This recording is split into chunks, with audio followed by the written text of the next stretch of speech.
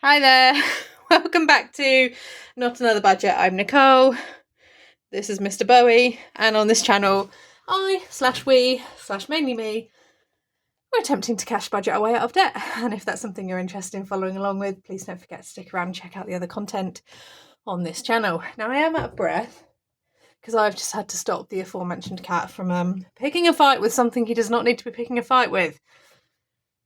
It's fine. Okay, I am back with a rather delayed monthly budget, and there's a really good reason for that. I had to let something go in terms of my time. I had to let something give this weekend, and that is because I found out late in the day on Friday that I'd been invited to an interview for a teaching position starting in September once I'm fully qualified. And yeah, that was a lot of work to do. And then a lot of work to do on Monday, and culminating in me being offered and therefore accepting a qualified teaching position from September, staying local, 20 minutes down the road from me. It's wonderful. One road, which if there's major traffic is going to be a bit of a, if there's an accident, it's a one road in or out type jobby, but that's fine. I'll deal with that when it comes to it. But it meant that things have had to pause and delay. So, yeah, let's go through a February budget together. It's a very unusual one. Good news is my £2,000 bursary came in. Brilliant. Bad news, it's not enough income for the month. And that is because said bundle of fluff, who is giving me heart palpitations at the minute, let alone his own, and his own are quite a problem, his insurers aren't going to cover all of his treatment that he had back in November and December. And therefore, I have, between that and his inflated, needing kind of a regular cat visit a month because he's being a bit funny over his weight. He's eating, but it's staying on and then it's dropping off and blah blah blah. I've had to pull 650 from the 5k binder, so I've essentially emptied the 5k binder from what I started last month. That is going to basically allow me to restart. And it's also going to plug the gaps in this budget with regards to my cat being a more expensive cost than normal and the bit that I need to pay to the vets. I then need to withdraw or try and earn £300 from the business. Now, going forward, business is going to be anything that I sell on Vinted. I'm relaunching what I used to do in a very kind of baby, watered down form.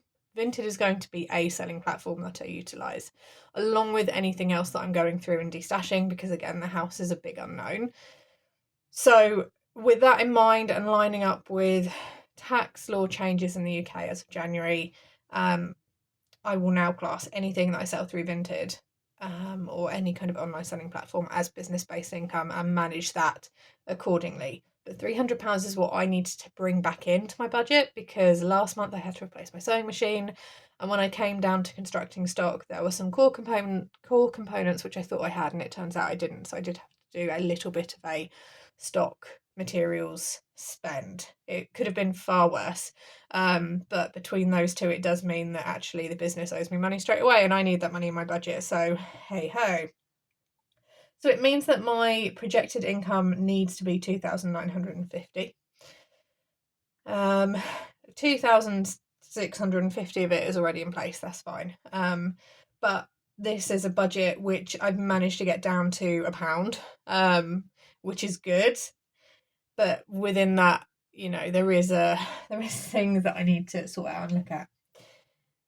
As it regards my fixed bills, there have been some changes. Okay, so rent £850 is normal. I decided in January, something I was looking around with, do I move it to annual, do I move it to monthly? And I realised that although moving something to annual is great in an ideal world, do I then have the money to sinking fund that as well as everything else I need to put money aside for, to pay for an annual next year in January when I'm not going to have that bulk amount of income? Not the smartest of timings, but a good thing to look at, I think, in the future once my income is a little bit higher and more settled. But I was able to renegotiate and look for another provider, and I was able to roll in my breakdown cover and my car insurance in one. So it's still a monthly saving of about £23 overall, which is not an insignificant amount across the year. And also it's one nice easy payment that I just need to worry about. So it's £51.57 for that. Mobile 28 as normal, internet 26.99, car tax 15.75, Spotify 5.99, YouTube 7.99. My energy and my water, you'll see there they have gone up, and that is because there are some arrears attached to my energy account. There always have been. Those were historic, and I can pay for my usage, or I can not pay for my usage but pay down the arrears. And because the cost of energy is going up, and because realistically I can only afford to give them what I can afford to give them, they would like to see my energy payments be about £290, and in their mind, or the energy company's mind, that clears the arrears in a year.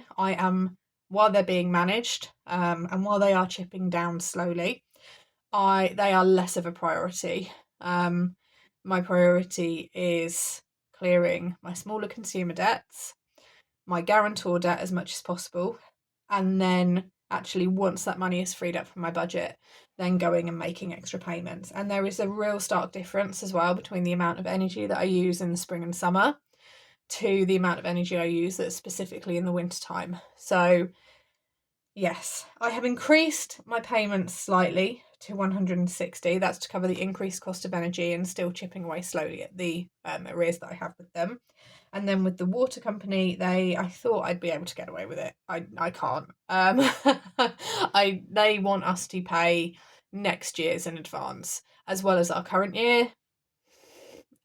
Shady shenanigans. I thought I'd be able to get away with doing that, and I got sent a strongly worded letter, and I can't be bothered with dealing with strongly worded letters at the minute. I've got too much to deal with and get on with. So that's gone up to 80. Google storage, cloud-based storage, £2.49. So my fixed bills are still hovering around the £1,200 mark. They're £1,228.78. And then if we move over to my flexible, we can see, there's not a lot that's moving, but the impact of CAT increased costs, which is an increase of £240 from what it was last year. Each month, because they used to come in right on 60, is massively shooting my flexible spending up. My food, as a result of this, I'm going to do the £100 grocery challenge. Now, that is something which Gillian Budgets does exceptionally well, but she is a far better human than I am, because she does it in a 5-week month in January, and I can't be doing that. Equally, do I have enough food across my pantry and my freezer? Yes, I do. And will it benefit me just to kind of hyper focus slightly on that, particularly as this is a bit of a concern for me, in terms of money anxieties? Yes. Fuel, I'm sticking at 200. I know we've got a half term, but I don't want to only budget for 3 weeks of commuting. I need to at least leave something in. Hang on, I've got a little man that wants some attention. Where are you? Down there. Hi, you gonna come up and say hi? No, okay, we're gonna sniff the carpet. Fine. So I need to keep fuel at about 200 as a normal monthly cost. Cat 300. That's. Do you know I've tried to film this 3 times already? Hang on. Right, you come see people then if you're so needy. No? Come on. What you doing?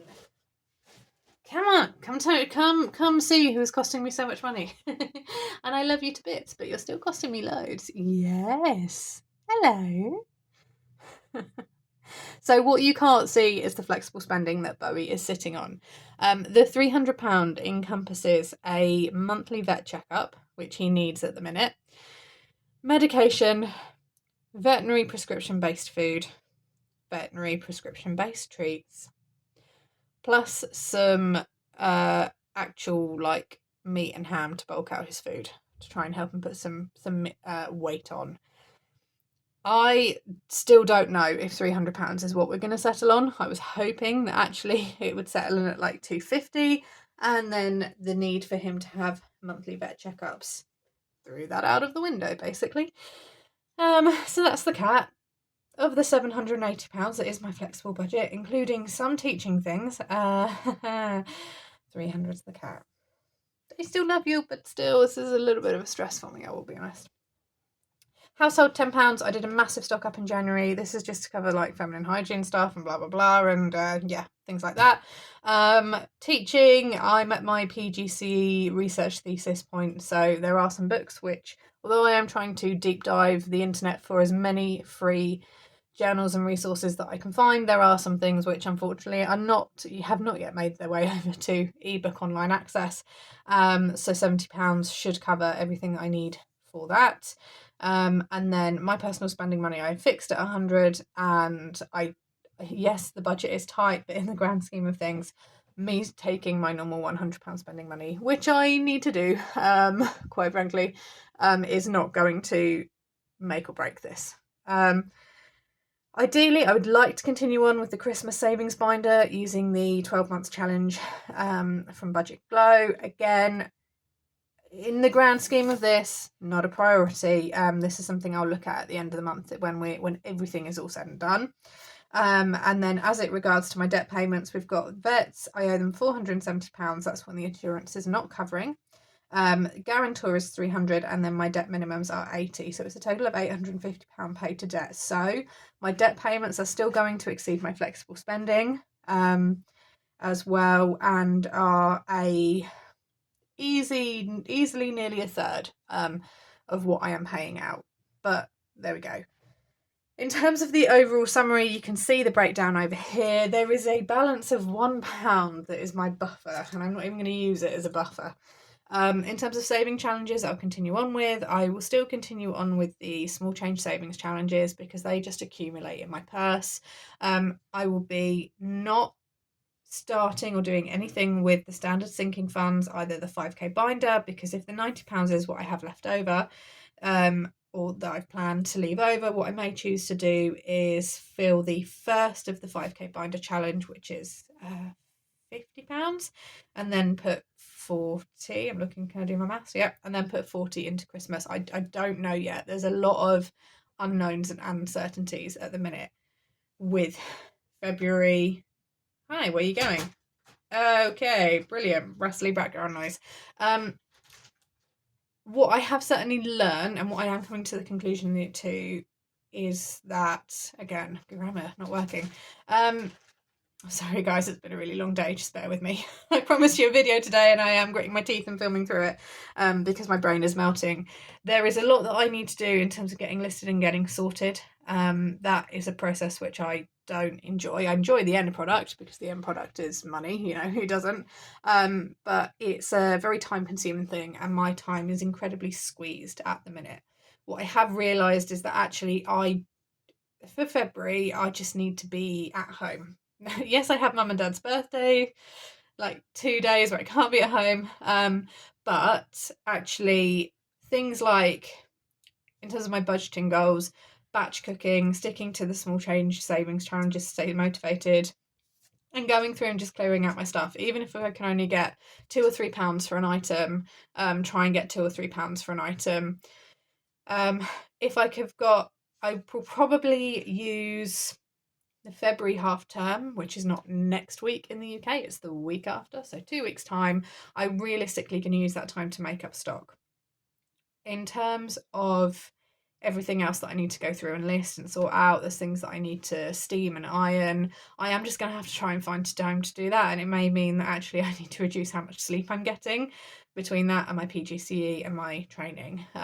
This feels like term 2 feels like the most intense term, and I think that's because it's the one where all of the major deadlines are due, which is fine. It's absolutely fine, but lots going on in my training school. My mentor, who is responsible for overseeing my training within my school, has been signed off sick for another week, which means that's 3.5 weeks where he is off sick, and I am fantastically supported by the rest of the DT department, but it's a really small department, so you know, and they also have their own teaching, so I'm then playing catch up, trying to do what I can, teach where I can, get that experience, and then being able to pivot what classes can I take, what classes can't I take, and all of this is really, really good training and really, really good experience. But it is leading to some where I should have my free periods in my day to get my admin done and get my required reading and my own research and observation things uploaded and sorted. I'm losing those because I don't want to say running around like a headless chicken, but there's lots of last minute information that I'm having to act on and respond to quite quickly. And therefore that is then making me incredibly tired because I don't have those processing times in the day. And yes, I know established teachers in the comments are going to be like, that's what's waiting for you. Guys, I'm like 5 months into training. Give me a bit of a break, please. And then it's having to be done when I'm at home, and that home time would be when I would be batch cooking, or when I would be listing, or when I would be steaming or repairing the things that I need to repair, because I've got things that I could probably list. It's like the button sewing pile and like the re-sewing the strap back on like pile, which I know I can list those things and get money for them, and they've just sat there. So I need, I think, a good sit down with my bullet journal and have a good plan for kind of the rest of this week. I'm going to try and get a video out tomorrow and every day. Am I going to add that to my time frame as well? I need to increase the rate of videos that I am putting out because YouTube is a form of income for me. That's going to massively help things. I won't be, because I wound things down in terms of videos in January, I won't be getting a YouTube payout in February, which is quite sad. I think ad revenues are down as well. And therefore that means my next payout, providing I do well in February, is March. So with that all in mind, there is a theme of I just need to be a bit of a home bunny. I need to just sell as much as possible. I've got the numbers that I need to hit. And I also need to reconcile this because I am filming this 4 days after I got, Friday, whenever Friday was, however many days ago that was that I got paid, and I have not yet reconciled any of my expenses that I've done. And I know I've paid bills, and I know I've gone and put petrol in my car and done all the things like this and ordered cat food. So there are things that I am really, really behind on admin wise, and I am thinking that I might just take the evening and go ahead and just plow through, put some ghost hunting videos on YouTube, and just sit there with a hot chocolate and just plow through all of my admin, no matter how tired I feel. So I'm going to see you tomorrow for another video. Don't ask me what that is. I don't know what it is yet. Established teachers. Have fun down in the comments. You always do, in the nicest way possible. You're always letting me know. It's good times. The month is what it is. His vets are very, very good, so I want him to be paid as soon as possible. I won't be doing last time, a little bit of money admin. Last time I did the £100 grocery challenge, I was able to do daily updates and things like that. I won't be able to do that. What I might be able to do is squeeze out a video halfway through, letting you know how it's going. But making the graphics, doing the updates, I've got to be really careful with what I'm dropping and what I'm picking up at the minute. The good news is half term is a week and a half away, so I only need to plan what I'm doing the next week and a half, which includes 2 PGCE deadlines and many more things. So on that note, I am going to love you and leave you. I will see you all tomorrow. Thank you to everyone who's offered their well wishes and congratulations over on the community post page. It's exciting, but I will think about that and plan that in a week or 2 weeks or so. I know that I'll be sleeping a lot in half term. That's what's waiting for me. Like I said, before I waffle on and take up any more of your time, this is February's budget. We're going to see how it goes. It might be a massive shoot show. We'll find out. Right. Thank you so much for watching. Don't forget to like, comment, and subscribe. Let me know down in the comments how you yourselves are getting on with February budget so far. Are you full of positivity because it's a shorter month, or is it all blurring into one and you've slipped back into old habits? Hey, if you have, it's completely fine. I'll see you all very soon. Bye-bye for now.